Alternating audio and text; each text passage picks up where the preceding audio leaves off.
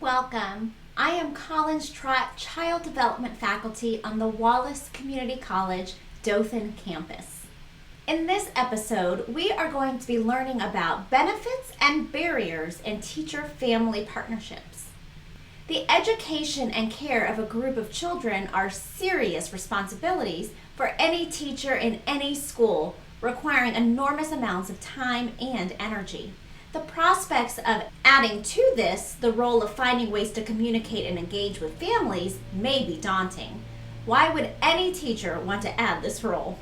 The answer lies in the profound benefits for children, for parents, and for teachers themselves. Everyone in a productive relationship gains and grows. This episode explores the benefit of establishing a positive working relationship with the families and then continues to examine the barriers that are such challenges to such partnerships. Teachers have to see for themselves that the effort of working with families really supports and enhances everything else that they do. Whether you have already had experiences in a classroom or are preparing for them, it is vital for you to become convinced that the work in creating and maintaining partnerships with parents will have long-lasting effects and is indeed inseparable from all other teaching roles. But the complexity of human relationships fosters particular attitudes and behaviors in teachers and parents that may act as obstacles to communicating openly and comfortably and establishing working relationships. These potential barriers must be recognized and understood by teachers who bear the burden for trying to remove as many barriers as possible. As teachers consider the attitudes and emotions that create psychological distance and some of the institutional practices that create physical separateness, they can discover new ways to bridge those gaps. So join me, Ms. Trott, as we learn all about benefits and barriers in teacher-family partnerships.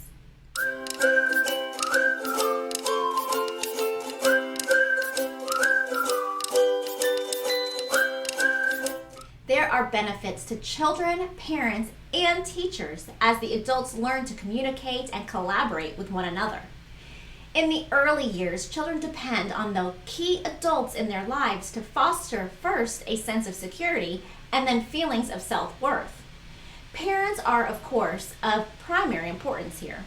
The attachment in a parent-child relationship forms the basis for a child to trust or not trust the environment. When a child moves into the school world, the first important attachment provides a base of security that can be extended to other adults. This task is made easier if the child's familiar, trusted adults are comfortable with the new adults. Children benefit when parents and teachers work together to create constant responses to new behaviors that they are learning. Children also gain feelings of self-worth if they perceive that their families are valued and respected by others. A child's sense of who he or she is relates closely to the sense of who their parents are. Another benefit for children in a constructive parent-teacher partnership is the increased ability of all adults to guide and nurture a child's development knowledgeably, creating seamless care with fewer mistakes and less confusion or tension between home and school. Many of the gains for children result when parents and teachers cooperate, share information, and expand their skills are measurable. Research reveals that children gain in academic skills, positive self-concept, and verbal intelligence when extensive family partnership with teachers is required. Parents benefit from partnerships with teachers through feelings of support for parenting, enhancing feelings of self-esteem, and learning by watching a professional work with children. Having an adult who cares about their children to share the good and not so good times of the day is extremely helpful in alleviating anxieties of parents of young children. In addition, teachers provide a background of information and skill from their expertise and experience in dealing with a variety of children, as well as a model for positive guidance techniques. Many parents never have the opportunity to learn relevant developmental information and often misunderstand the nature of developing children. When parents converse with teachers and watch and listen to teachers working with children, they can expand their knowledge and become more effective as parents. Parents who become involved in their children's schooling develop a greater appreciation for their role in the children's learning, enhancing their sense of adequacy and self-worth. The most important predictor of children's school success is related to positive parental self-esteem. Empowered parents function at their best. In addition to children and parental benefits for adult collaboration, teachers benefit as well. Teachers have learned much that is applicable about the general characteristics of children at particular ages, stages, and grade levels, but to be effective with each child, additional information is needed. Each child comes to the classroom with a history, years of reactions, experiences, and characteristic styles of behaving that are unique. Each family has its own dreams and expectations for its children, its own pattern of behaviors and values related to the specific cultural or ethnic ethos from which it comes, and its own structure, relationships, and needs. Teachers need to know all this and learn it early in their association with children and families. Teachers may be surprised that when they work in partnership with families, they develop new social and communication skills. Teachers who build effective communication with families are more likely to meet realistic goals for each child and support each family in reaching their own particular goals. Also, teachers' self-confidence will grow as positive feedback is received from others regarding their job performance.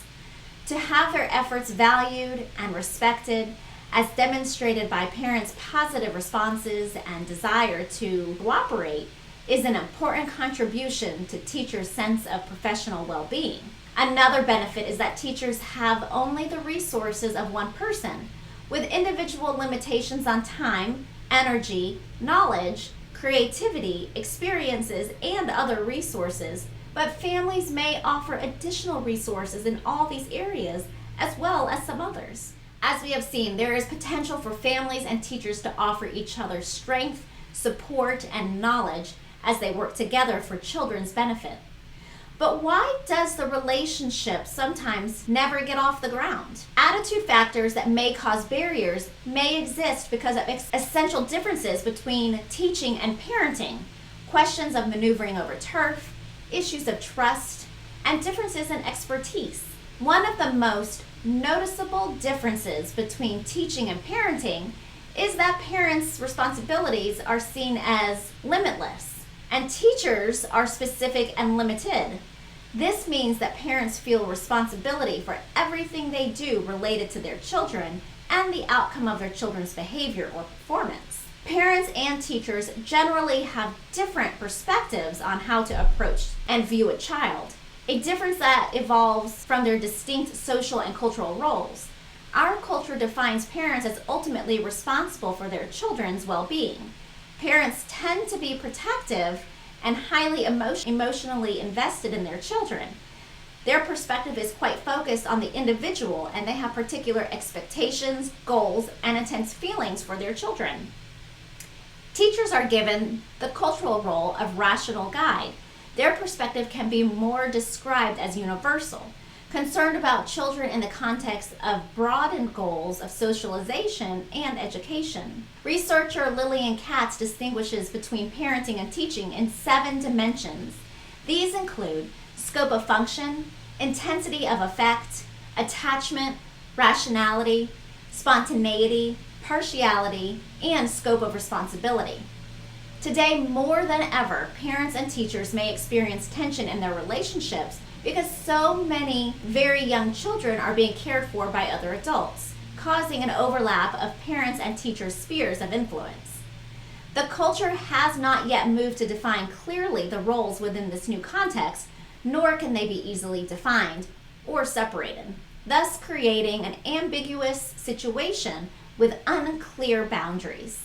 Additional attitudes that may cause barriers may be maneuvering over turf, issues of trust, differences in expertise, and emotional responses stemming from previous school experiences, personality, and communication differences. It is important to remember that when people come together, they do so as individuals whose personalities, past experiences, present needs and situations all determine their perceptions and reactions. Teachers need to examine sensitively the words and behaviors that pass between themselves and parents. To do so requires self-esteem and a sense of competence, or else teachers will be reluctant to undergo such searching and examination. As well as internal feelings and experiences, the external circumstances in which teachers and parents find themselves may act as barriers. Recall that teachers and parents' list of barriers to partnerships included several external factors. These included time, busyness, old ideas of parental involvement, administrative policies, and personal problems. It is interesting to realize that teacher attitude about family involvement seems to be the key factor in success. Many teachers tend to blame parents for their low level of involvement, even when other teachers in the same building successfully involve parents in their children's education. It is vital that teachers consider the importance of their own attitudes. The key to removing many of the barriers to parent-teacher relationships is a teacher's mindset. When teachers believe that there is a value in working with families, they will find the time and energy to commit themselves to identifying and dealing with potential barriers. The barriers can be broken by a bit more relaxation, a bit more empathy, and a bit more recognition of the many complex factors that shape life for us all. Now let's review what we've learned.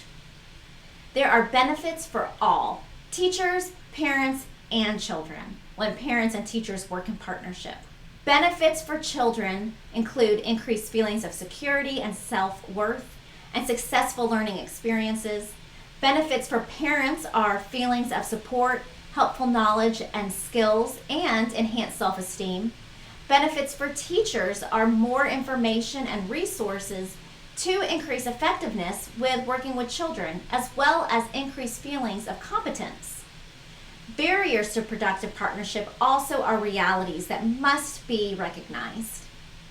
Barriers may exist because of essential differences between teaching and parenting, questions of maneuvering over turf, issues of trust, differences in expertise.